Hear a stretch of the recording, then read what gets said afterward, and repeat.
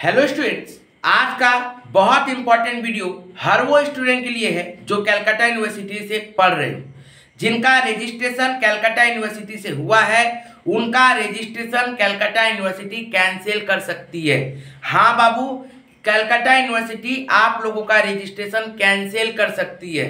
किसका किसका registration cancel हो जाएगा? रजिस्ट्रेशन कैंसिल का मतलब कि आप 3 साल जो कॉलेज में दिए हो आपका देने का कोई मतलब नहीं रहेगा और आप 12 पास कहलाओगे। अल्टीमेटली आपका ग्रेजुएट नहीं कहा जाएगा और कलकत्ता यूनिवर्सिटी आपका नाम अपने रजिस्टर से भी हटा देगी। बहुत इम्पोर्टेंट अपडेट है ये, ध्यान से सुनिएगा और डिटेल में पूरा वीडियो को देखिएगा और अपने दोस्तों तक जरूर शेयर करिएगा, क्योंकि मैं आपको गारंटी देता हूं कि बहुत सारा स्टूडेंट को ये बात अभी तक पता ही नहीं है। तो प्लीज़ इस वीडियो को ठीक से सुनिएगा। रजिस्ट्रेशन कैंसिल करने जा रही है कलकत्ता यूनिवर्सिटी बहुत स्टूडेंट का, और किसका ऐसा हो सकता है और क्यों होगा आपको ठीक से समझना पड़ेगा। बाबू, आपको ये समझना पड़ेगा कि जो बच्चे खासकर सेमेस्टर 6 में हो अभी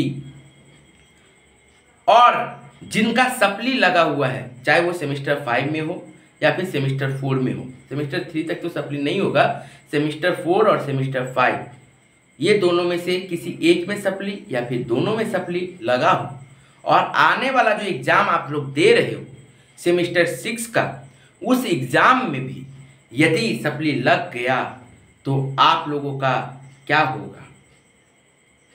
कलकत्ता यूनिवर्सिटी का एक पॉलिसी है जो बहुत सारे स्टूडेंट को पता ही नहीं है, वो आपको ध्यान से समझना पड़ेगा।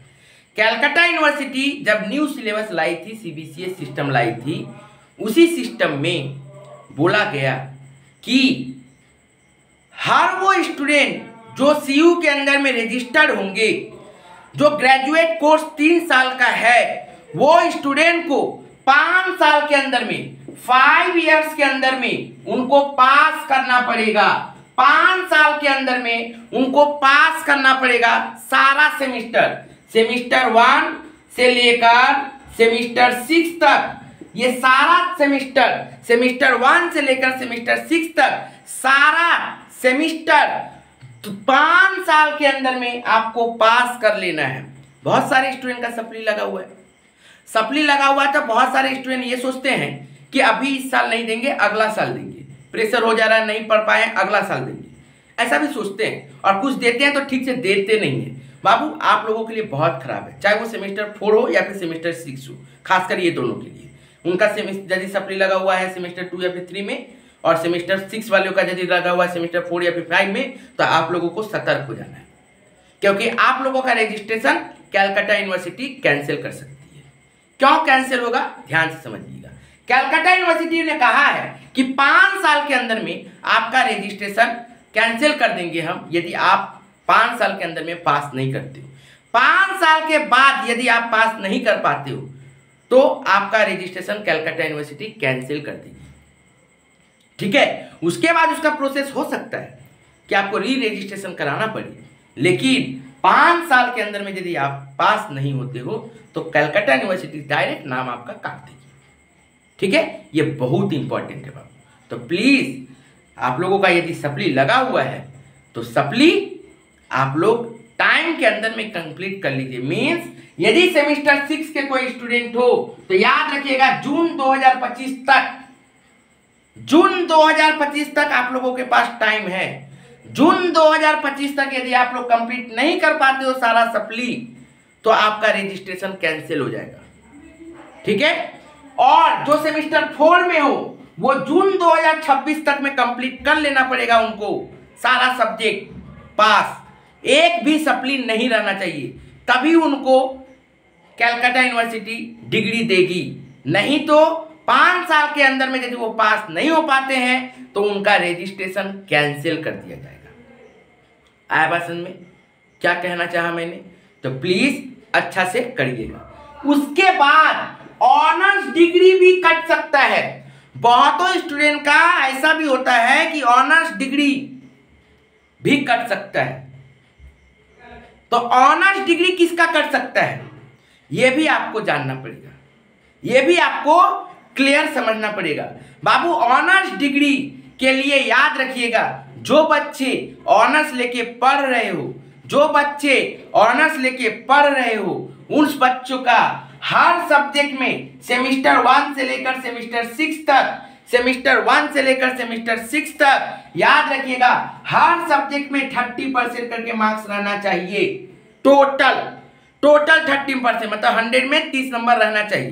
तो 30 नंबर ऐसे होगा नहीं, आप 80 में जब तक पास करोगे नहीं तो आपका सप्ली क्लियर होगा नहीं। तो 80 में 24 और इधर आपका 20 में 6 मतलब कि 30% उसको ओवरऑल चाहिए। ठीक है, तो 30% नंबर उसको चाहिए प्लस। तो आपका 30% तभी होगा जब तक कि आप 80 में 24 नहीं लाते हो, ये आपका नहीं तो आपका तो सप्ली कहलाएगा। तो सप्ली वाले को कैसे ऑनर्स डिग्री देंगे? तो सप्ली क्लियर करना है, मतलब 80 में 24 और इधर 20 में आप जितना भी लाओ कोई मैटर नहीं करता। तो टोटल मिनिमम 30% मार्क्स आपका हर सब्जेक्ट में रहना चाहिए और एग्रीगेट टोटल सारा सब्जेक्ट मिलाकर 1 से लेकर सेमेस्टर 6 तक सारा सब्जेक्ट मिलाकर 40% आपका मार्क्स होना चाहिए। देखिए सब्जेक्ट में लिख दिया गया है कौन कौन सा सब्जेक्ट रहेगा, CHG, DAC, CH, ये सब सब्जेक्ट कोड आपको दे दिया गया है। ये सब कोड से रिलेटेड जितना सारा सब्जेक्ट है सबका टोटल करके आपका 40% एवरेज मार्क्स रहना चाहिए। यदि 40% से कम मार्क्स आएगा तो आपका ऑनर्स डिग्री नहीं दिया जाएगा, आपको जनरल में ट्रांसफर कर दिया जाएगा। आप मतलब पूरा सेमेस्टर 6 पास करोगे, उसके बाद जब रिजल्ट देखोगे तब आपको पता चलेगा कि ऑनर्स बचा कि जनरल। ठीक है बाबू। तो लेकिन अभी जो स्टूडेंट हो ना सेमेस्टर 6 में, उन लोगों का ऐसा चांसेस बहुत कम है कि उन लोगों का ऑनर्स कटेगा। हाँ सप्ली लगा हुआ है तो पास करिए समय के अंदर में, 2025 के अंदर में, नहीं तो रजिस्ट्रेशन कैंसिल हो जाएगा। लेकिन यदि पास हो जाएगा ना तो आपका 40% हो जाएगा, क्योंकि ऑनलाइन में बहुत अच्छा परसेंटेज आया हुआ है ऑलरेडी आप लोगों को। ठीक है ना। और आप यदि किसी भी हालत में यदि मान लीजिए 24 आपका आ जाता है और इधर मान लीजिए जितना भी कुछ कॉलेज है जो 10-12 देते हैं, नहीं तो मैक्सिमम कॉलेज तो 16-18 दे ही देते हैं, तो 16-18 यदि हो जाता है तो 40 तो ऐसे ही हो जाता है।